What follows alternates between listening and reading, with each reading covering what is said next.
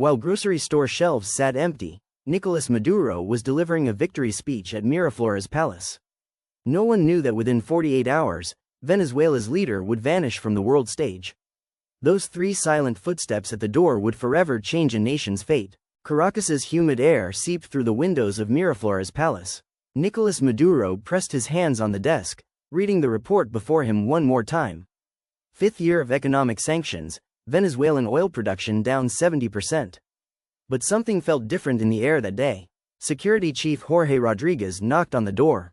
"Mr. President, we have an emergency."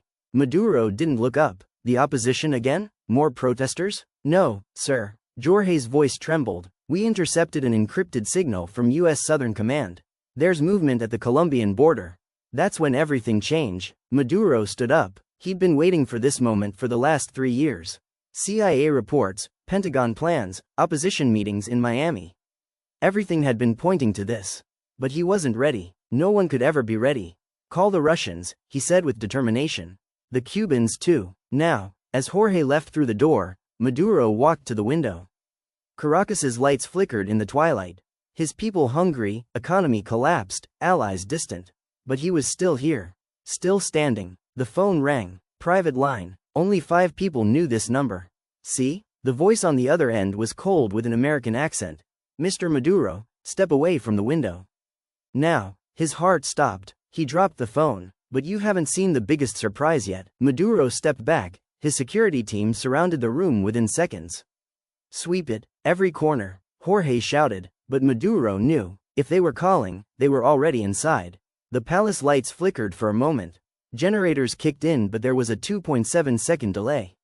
In those 2.7 seconds, the world had changed. "Mr. President, get to the basement." Jorge grabbed his arm. "No." Maduro's voice was firm. "Chavez never ran. Neither will I." "Wait a minute, don't miss this detail." At that moment, Foreign Minister Ivan Gil burst into the room. His face was pale. "Mr. President, Colombian President Petro is trying to reach you. Says it's urgent, and a diplomat from Washington has arrived. Wants to meet with you." "What diplomat?" Maduro's eyes narrowed. "Diplomatic relations were cut years ago." "I know, sir, but he's here, right now, waiting downstairs." Maduro and Jorge exchanged glances. This was a trap, but there was no escape route either. The Russians were at least 6 hours away. The Cubans could only provide intelligence. The Chinese would issue a diplomatic statement but wouldn't send troops. "Bring him in," Maduro said. "But keep your weapons ready." 2 minutes later, the door opened. The man who entered was in his 50s, navy suit, gray hair. But his eyes belonged to a soldier. Not CIA, something else. More dangerous. "Mr. Maduro," the man stepped forward. "My name is David Morrison. I'm from the Pentagon. I've brought you an offer." "I know your offers," Maduro said sharply. "The answer is no, you haven't heard it yet." Morrison's voice had a strange calmness. "Within 24 hours, you'll leave this palace. Either on your own feet, or with us. Now what you're seeing is nothing." The room froze. Guards reached for their weapons, but Morrison didn't even flinch. "How dare you?" Jorge lunged forward. "This is Venezuelan soil. International law. International law." Morrison gave a bitter smile. "Mr. Maduro threw international law in the trash in 2015. Now we're doing the same." Maduro raised his hand. Jorge fell silent. "What do you want?" Morrison pulled a folder from his bag. "Your options. First option. Tomorrow morning at 9 o'clock, there will be a plane at Simón Bolívar Airport. Cuba, Russia, wherever you want. Our only condition: never interfere with Venezuelan politics again." Second option? Morrison's eyes hardened. "You don't want the second option. Tell me, at 3 o'clock, exactly 6 hours and 23 minutes from now, this palace's electrical system will go completely offline. Communication towers will collapse at the same time. Caracas will be plunged into darkness. And in that darkness, a special team will enter here. By morning, you won't be here anymore. You won't believe this, but..." Maduro's mind raced. This was a bluff. It had to be. The US can't run a covert operation in Venezuela. If they did, it would be an international scandal. Russia and China would react. "Noriega in Panama," Morrison said coldly. 1989, remember? He thought like you too. Then he spent 20 years in a Florida prison. That was different. The world was different. No, Mr. Maduro, the world is always the same. Only the powerful change, and you're no longer powerful. Morrison placed the folder on the desk and turned. You have 6 hours and 22 minutes. Make the smart choice. The door closed. The room was engulfed in silence. Maduro collapsed into his chair. His 42-year life flashed before his eyes. Meeting Chavez, the revolution's rise, the presidency, sanctions, hunger, protests. And now this. He's bluffing, Jorge said. He can't do it. The US can't. They did in Panama, Maduro whispered. Grenada, Iraq, Libya, Afghanistan. Why not here? Because the Russians are here. Jorge's voice cracked. Because there are oil deals. Because the Russians are stuck in Ukraine. The Chinese are dealing with an economic crisis. The Cubans are drowning in their own problems. Maduro put his head in his hands. We're alone, Jorge. For the first time, we're truly alone. But the really shocking thing is, the phone rang again, this time the Russian line. Nicholas. The voice was familiar. Sergei Lavrov, Russian foreign minister. We learned about the situation. Will you send help? A long silence. That silence said everything. Nicholas. This is a very complex situation. Discussions are being held in Moscow, but how long? Maduro's voice was hard. How long will these discussions take, Sergei? Maybe 72 hours. Maybe a week. I have 6 hours. Silence again. I'm sorry, my friend. Lavrov's voice sounded genuinely sorry. If something happens, we'll make arrangements for your family.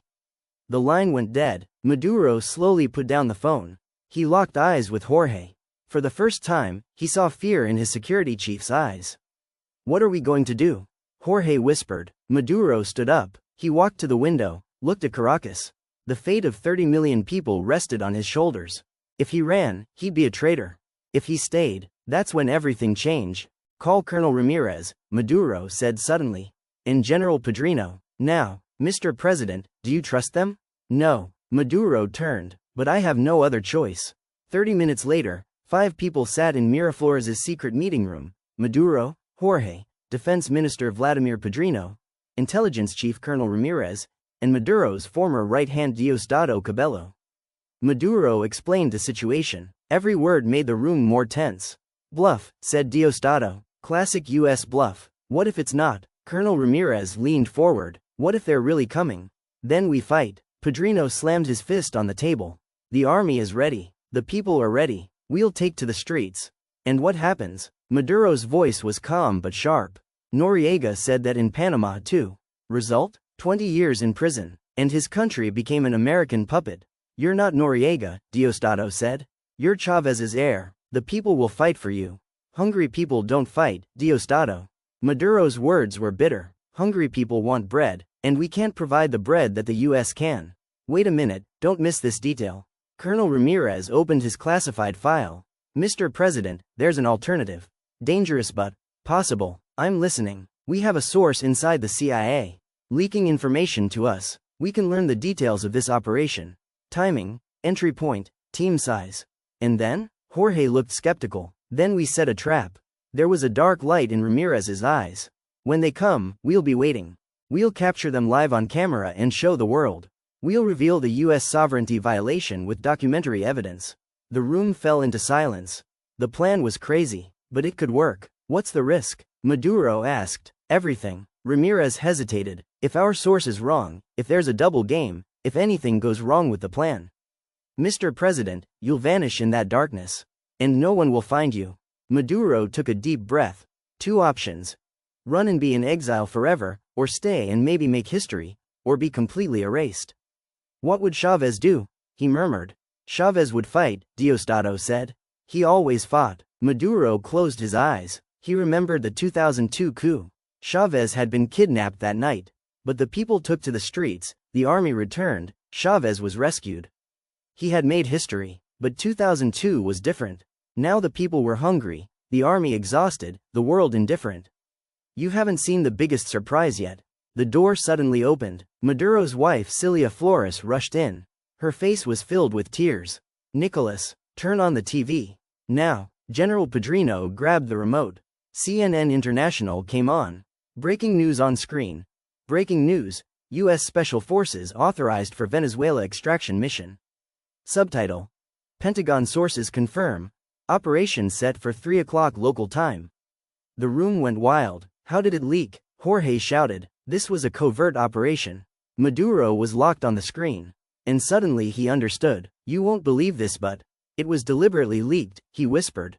To scare us, to force us to run. If we run now, we become fugitive dictators. If we stay, you become a martyr, said Colonel Ramirez. Or a hero. Diosdado leaned forward. Mr. President, the world is watching. If you run now, you'll go down in history as a traitor. But if you stay and fight. Maduro stood up. He had made his decision. Colonel Ramirez, activate your source. Learn every detail. General Padrino, turn Miraflores into a war zone. Put men in every corner. Jorge, call the media. Prepare for live broadcast. The world will watch. Diosdado, call the people to the streets. If the Americans are coming tonight, let them come in front of millions. Everyone sprang into action. Only Celia remained. Nicholas. Her voice trembled. What if they really come? Maduro took his wife's hand. Then we'll go down in history together, M.I. Amor. It was 21:47. 5 hours and 13 minutes until the operation. Miraflores Palace had turned into a fortress. Snipers on the roof, heavily armed soldiers in the corridors, command center in the basement. Colonel Ramirez hung up the phone. His face was even paler. Mr. President, the source confirmed. The operation is real. They're coming at 3 o'clock. How many? 12 operators. Navy SEAL Team 6. The best. Maduro swallowed. SEAL Team 6. The team that killed bin Laden. Not ordinary soldiers, ghosts. Entry point? South Wing, old sewage tunnel. Closed in the 1950s, doesn't even appear on maps. But someone told them. But the really shocking thing is. Who? Maduro's voice turned to ice. Who told them? Ramirez hesitated. The source isn't sure, but someone from inside. Very high level. Everyone looked at each other.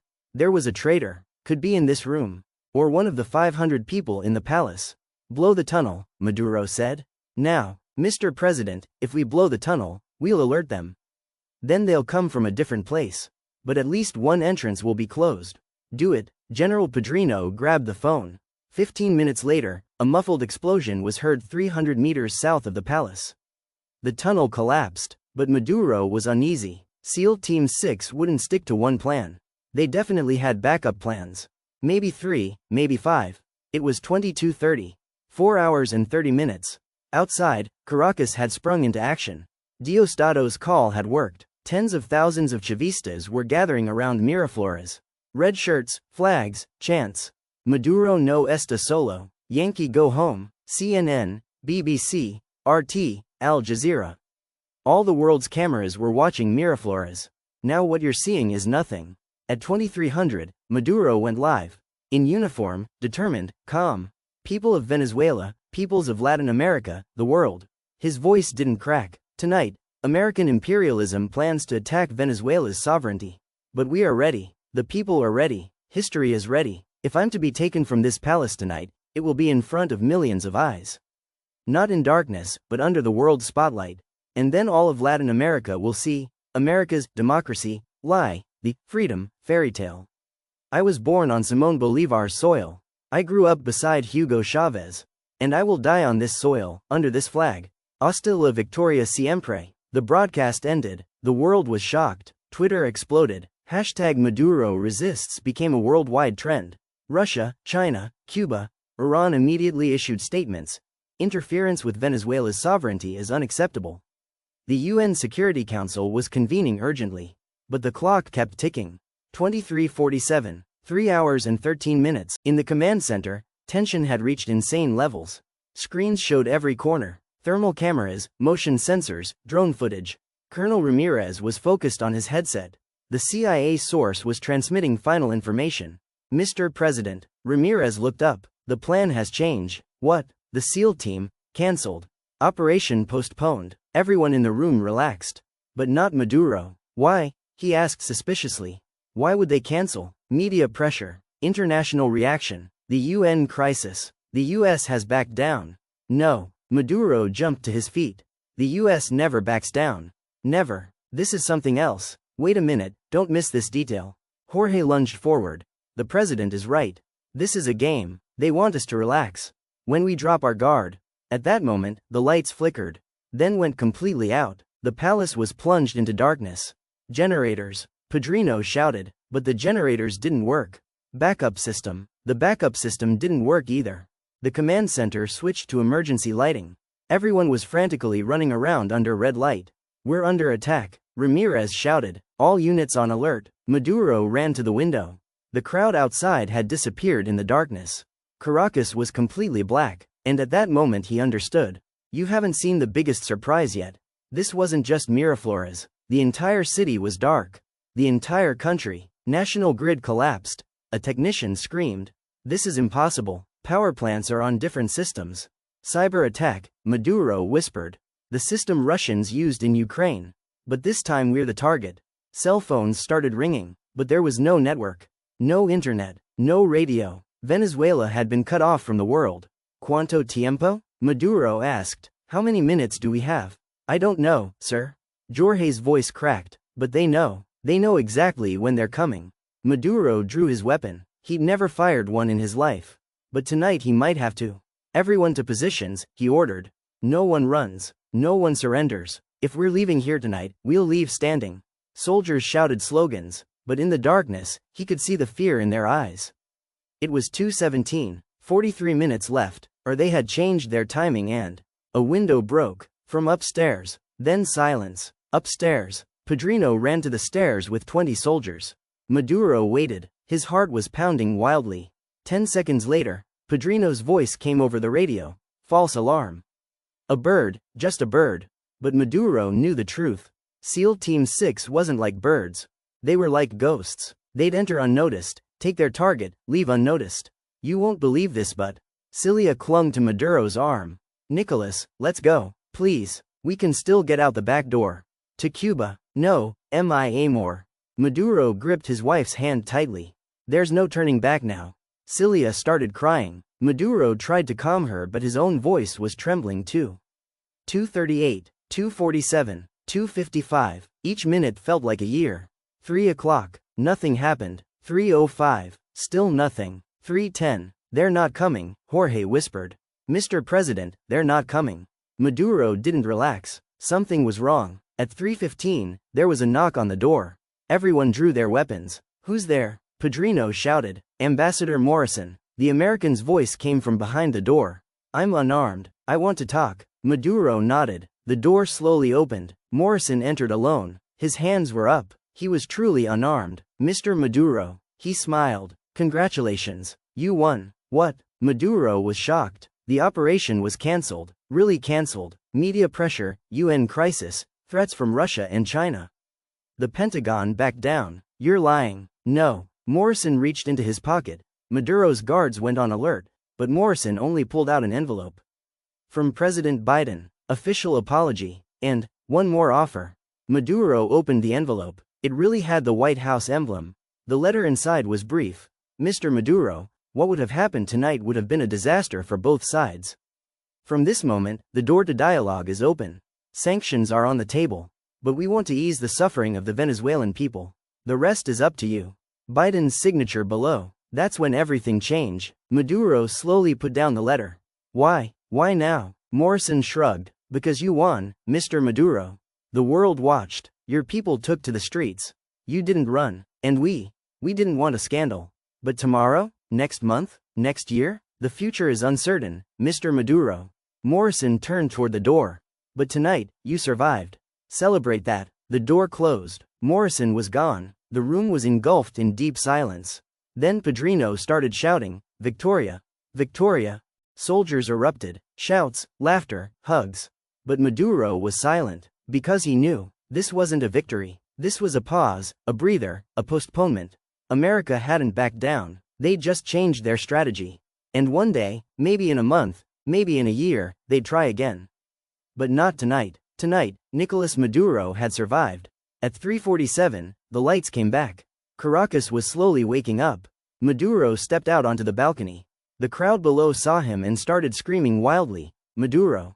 Maduro! Resistencia!" Maduro waved. He smiled. But inside, there was a cold truth. The war wasn't over. It hadn't even begun yet. Final cliffhanger. In South Carolina, at a CIA base, David Morrison was writing his report. Operation A failed. Target psychologically strengthened. Recommendation. Move to Operation B. He opened the Operation B file. The title was written in red letters. Internal collapse. The Maduro Circle. Morrison smiled. If we can't get him from outside, we'll collapse him from within. He pressed send on the report. A new game had begun in Venezuela. But this time the enemy wasn't outside. It was inside.